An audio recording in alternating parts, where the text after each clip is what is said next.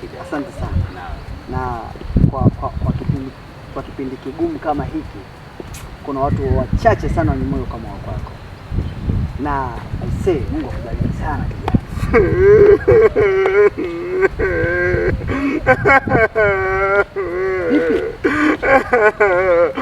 Mama wangu umeniponza, sasa machungu ya dunia nayaonja.